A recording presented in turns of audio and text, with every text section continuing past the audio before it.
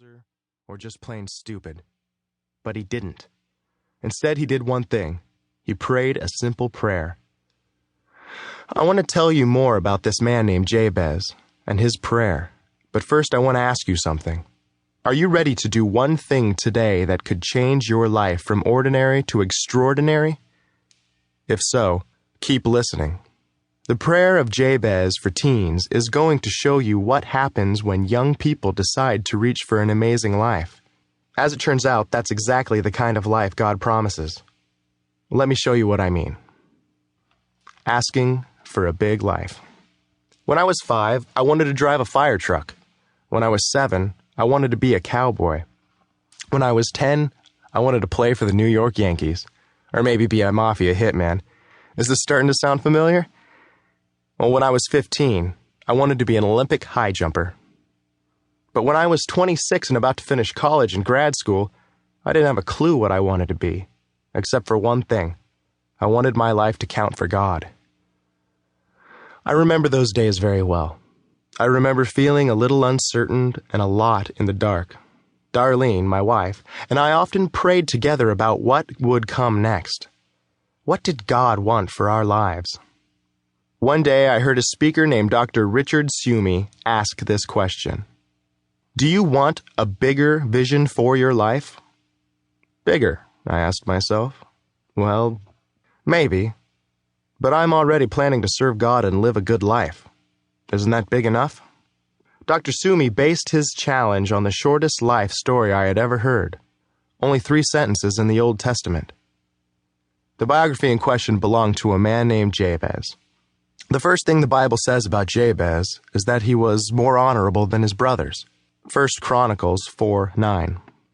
Dr. Sumi said that's what we should want for our lives too. Jabez wanted to be more and do more for God.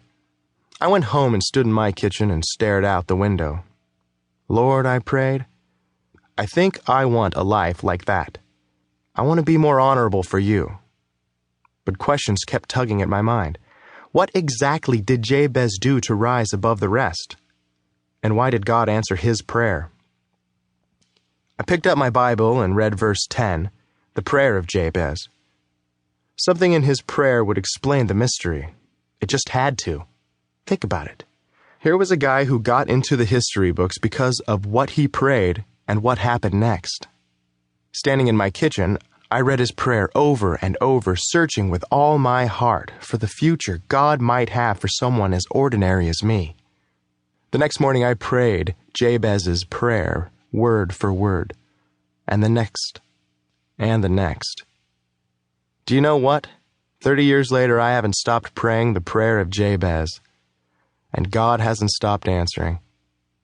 If you were to ask me what sentence, other than my prayer for salvation, has changed my life the most, I would tell you that it was a prayer of a little-known man named Jabez. Jabez and you. I think you have an appointment with God on this page, just like I did in that kitchen. Why do I think that? Because you're listening to this CD right now. God brought you here because He knows your hopes and dreams. He knows that you don't have it all together in your personal life yet.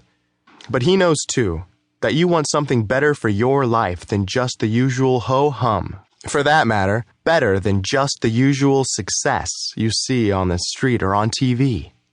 In a lot of ways, you're like Jabez.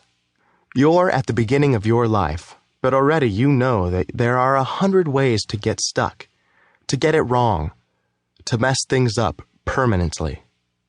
And you don't want that. You want something bigger. Maybe even something huge. You're just not sure how to get from here to there, but you're about to find out.